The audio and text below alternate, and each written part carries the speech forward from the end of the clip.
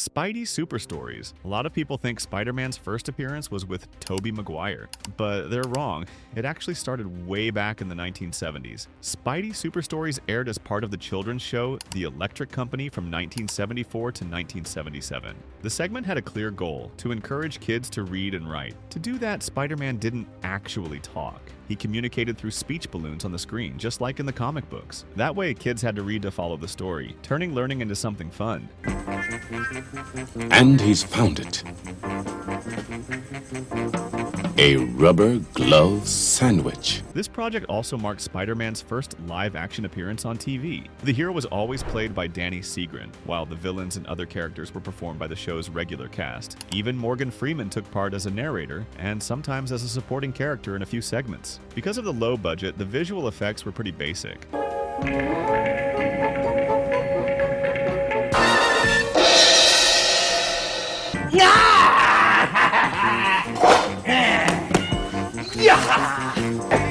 Uh-oh. Is this the end of Spidey? In total, 29 episodes of about 5 minutes each were produced. Despite the simplicity, Spidey Super Stories proved there was real interest in seeing Spider-Man on TV. The Amazing Spider-Man. The Amazing Spider-Man series from 1977 was the first attempt to bring the web-slinging hero to live-action television. It aired on CBS from September 14, 1977 to July 6, 1979, with only 2 seasons and 13 episodes, including the pilot. Even though it was short-lived, it became iconic and is still remembered fondly by fans today.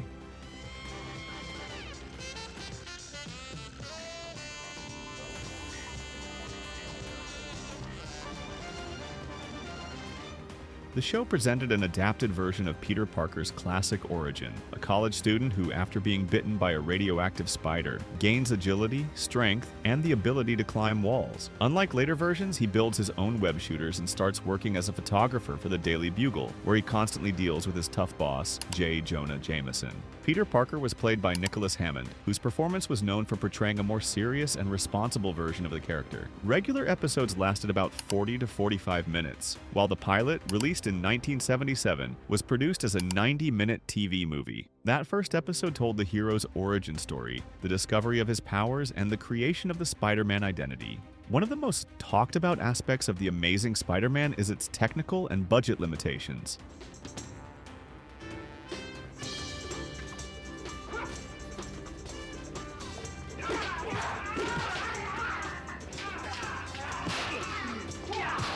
Since TV at the time didn't have advanced resources, climbing scenes were done with wires and practical effects. No CGI or big fight sequences. Also, most of the villains were original or generic characters instead of the iconic ones from the comics. That ended up disappointing fans who wanted to see familiar Marvel enemies.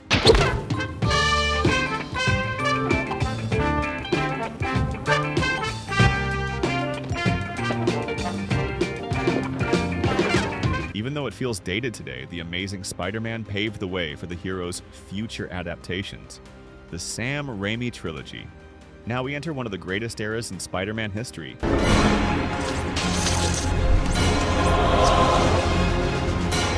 Released between 2002 and 2007, Sam Raimi's trilogy showed the world that comic book stories could be adapted with emotion, humanity, and stunning visuals. It won over audiences worldwide and paved the way for the superhero movie boom that followed. The first film, released in 2002, introduced Peter Parker, a shy young man who discovers his powers after being bitten by a radioactive spider. Thanks!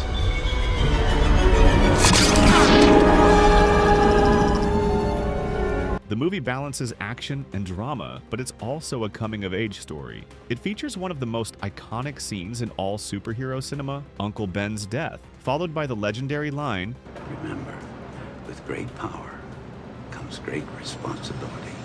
That lesson becomes the foundation of Peter's journey, defining his moral code for years to come. The film's massive success proved audiences were ready to take comic book heroes seriously. 2 years later, Spider-Man 2 raised the bar even higher. It's often remembered as one of the greatest superhero movies ever made. Its biggest strength is the balance between Peter's personal life and the sacrifices of being Spider-Man. The story explores his doubts, vulnerabilities, and even his desire to give up being a hero.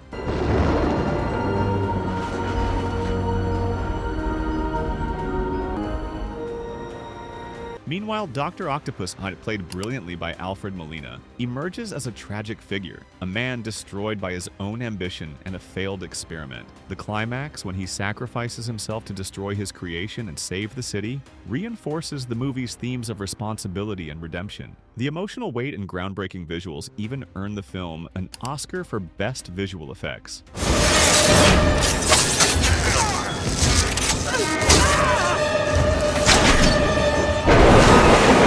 Then came Spider-Man 3 in 2007, which divided fans. Peter faces the symbiote that amplifies his darker side, while also dealing with multiple villains, Sandman, Venom, and Harry Osborn as the new Goblin.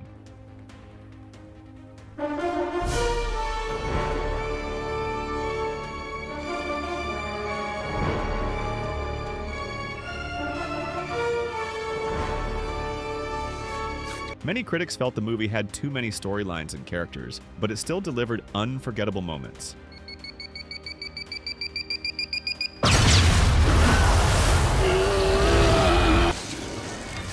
What you can't kill.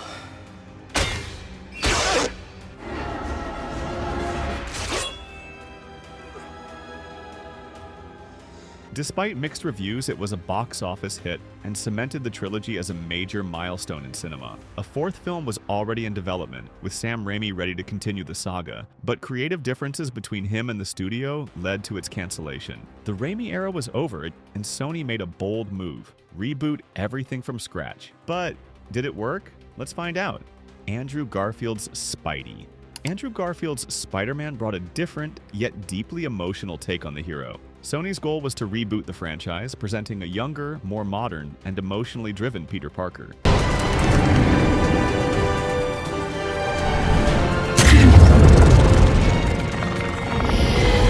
In the first movie, released in 2012, we follow Peter as a teenager living with Uncle Ben and Aunt May. Unlike the previous version, this story dives into the Parker family's past, revealing that Richard and Mary Parker, Peter's parents, were involved in secret research that ultimately connects to his powers. Here, the famous quote, "With great power comes great responsibility," is never spoken directly, but the theme of responsibility still defines the story, especially after Uncle Ben's death. That event, as always, becomes the catalyst for Peter to fully embrace his heroic journey. Peter's relationship with Gwen Stacy becomes the emotional core of the film. Unlike the romance with Mary Jane in the previous trilogy, Peter and Gwen's relationship feels more genuine and balanced, largely thanks to Garfield and Stone's real-life chemistry.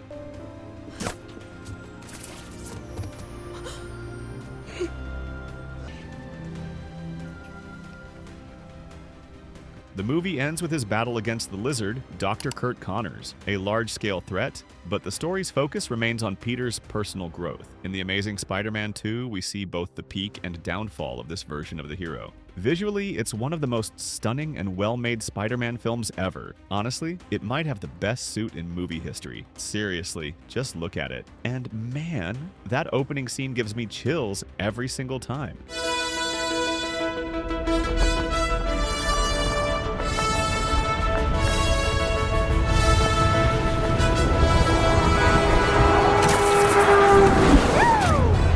The plot expands on Peter's parents' past and his struggles as a hero. He faces Electro, played by Jamie Foxx, and also deals with the return of Harry Osborn, who becomes the Green Goblin. But it's the tragic arc with Gwen Stacy that makes this movie unforgettable. In the clock tower scene, Peter desperately tries to save Gwen after the Goblin's attack, but fails.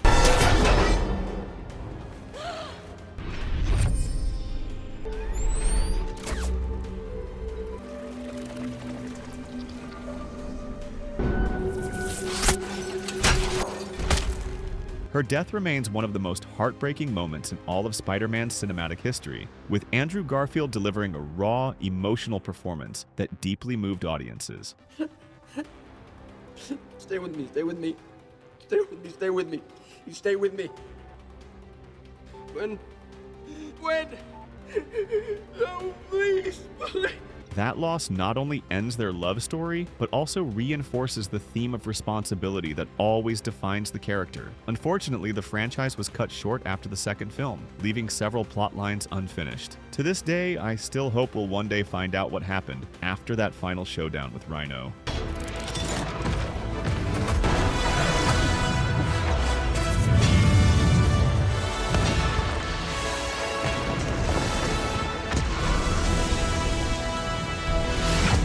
Tom's Spidey.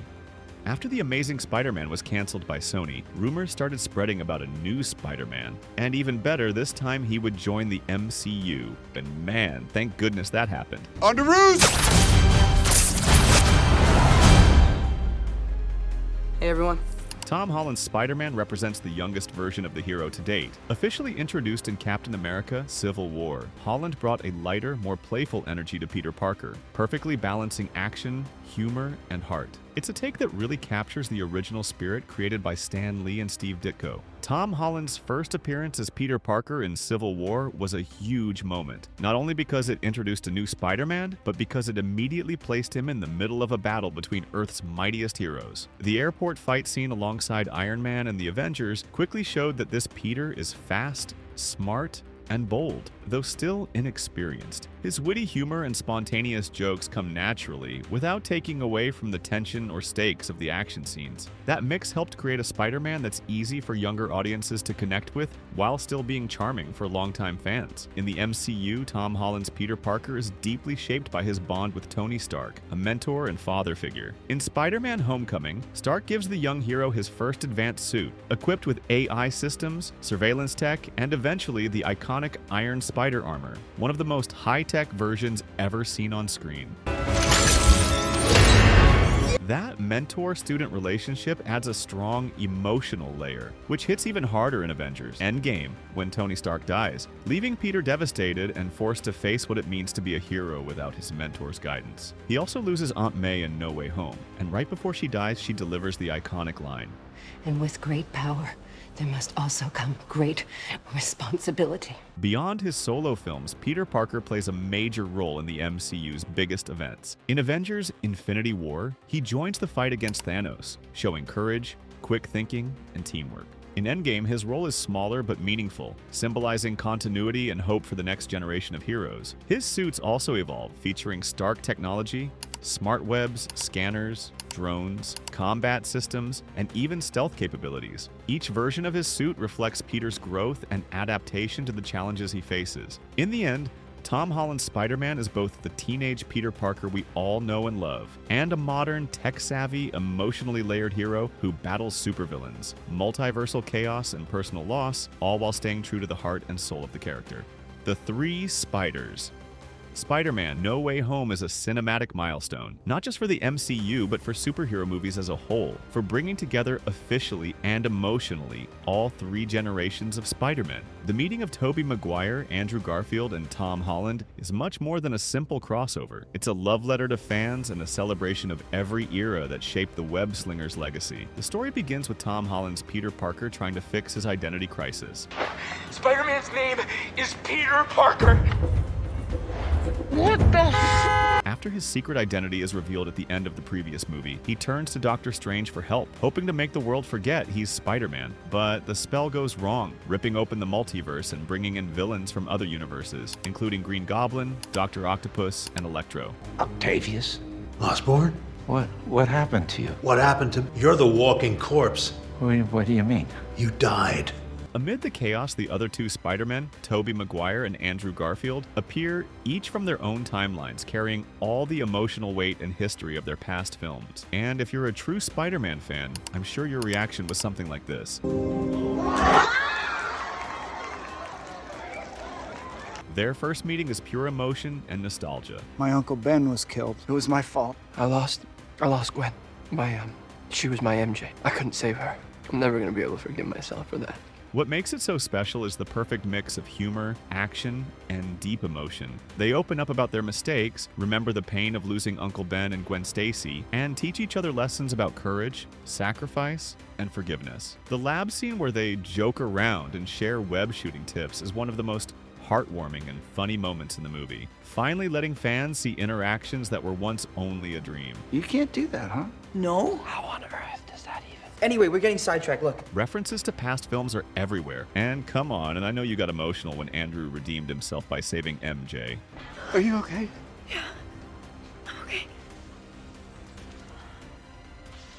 Together, the three Spider-Men strike a perfect balance between nostalgia and innovation. Their team-up is a tribute to fans who grew up watching Tobey and Andrew, while solidifying Tom Holland's Spider-Man as the heart of the new era. Do this, ready? Wait! I love you guys. Thank you. And, well, by the end of the film, Peter finally gets what he asked for. Everyone forgets who Peter Parker is, including his best friend and girlfriend.